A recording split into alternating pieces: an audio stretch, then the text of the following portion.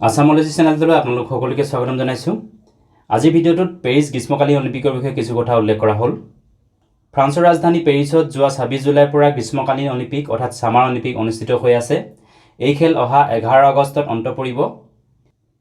206খন দেশ বা দেশৰ অলিম্পিক কমিটিয়ে অংশগ্ৰহণ কৰা এইবাৰ অলিম্পিকত কিন্তু দুখন দেশক অংশগ্ৰহণ কৰাত বেন কৰি ৰখা হ'ল। এই দুখন দেশ হ'ল ৰাছিয়া আৰু বেলাৰুছ।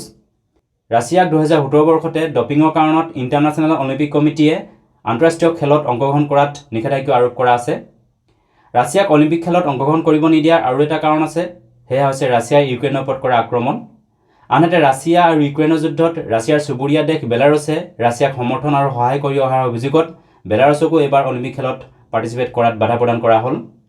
অৱশ্যে কিছুমান বিশেষ চৰ্ত প্ৰদান কৰি এই দুখন দেশৰ খেলুৱৈসকলক অলিম্পিক খেলত অংশগ্ৰহণ কৰিব দিয়া হৈছে।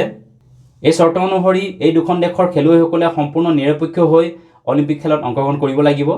এই খেলুৱৈসকলে ৰাছিয়া বা বেলাৰুছৰ জাতীয় পতাকা, ৰাষ্ট্ৰীয় সংগীত আদি অলিম্পিকত ব্যৱহাৰ কৰিব নোৱাৰিব।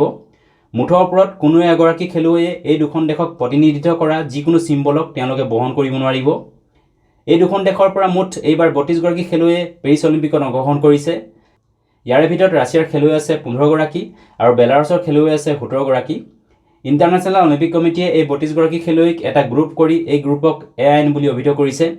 এই এআইএনৰ সম্পূৰ্ণ অৰ্থ হ'ল ইণ্ডিভিজুৱেল নিউট্ৰেল এথলিটছ।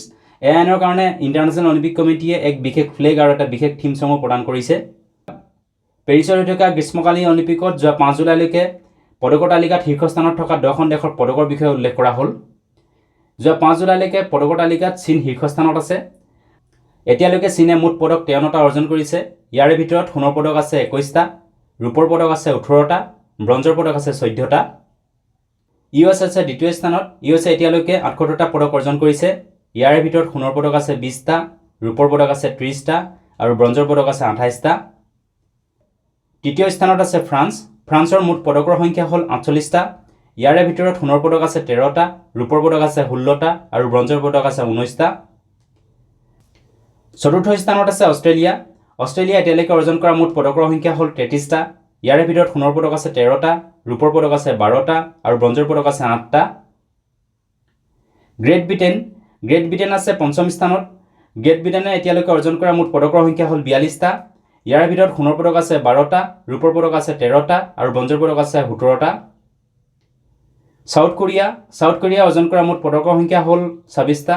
ইয়াৰ ভিতৰত সোণৰ পদক আছে 11টা, ৰূপৰ পদক আছে 8টা আৰু ব্ৰঞ্জৰ পদক আছে 7টা। জাপানে এতিয়ালৈকে অৰ্জন কৰা মুঠ পদকৰ সংখ্যা হ'ল 26টা। ইয়াৰ ভিতৰত সোণৰ পদক আছে 10টা, ৰূপৰ পদক আছে 5টা আৰু ব্ৰঞ্জৰ পদক আছে 11টা। ইটালীৰ মুঠ পদকৰ সংখ্যা হ'ল 25টা। ইয়াৰ ভিতৰত সোণৰ পদক আছে 9টা, ৰূপৰ পদক আছে 10টা আৰু ব্ৰঞ্জৰ পদক আছে 6টা।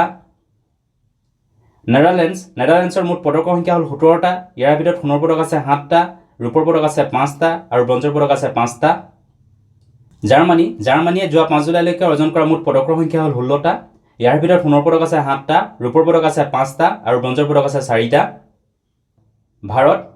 যোৱা 5 জুলাইলৈকে ভাৰতে অৰ্জন কৰা মুঠ পদকৰ সংখ্যা হ'ল 3টা আৰু এই 3টাই হৈছে ব্ৰঞ্জৰ পদক।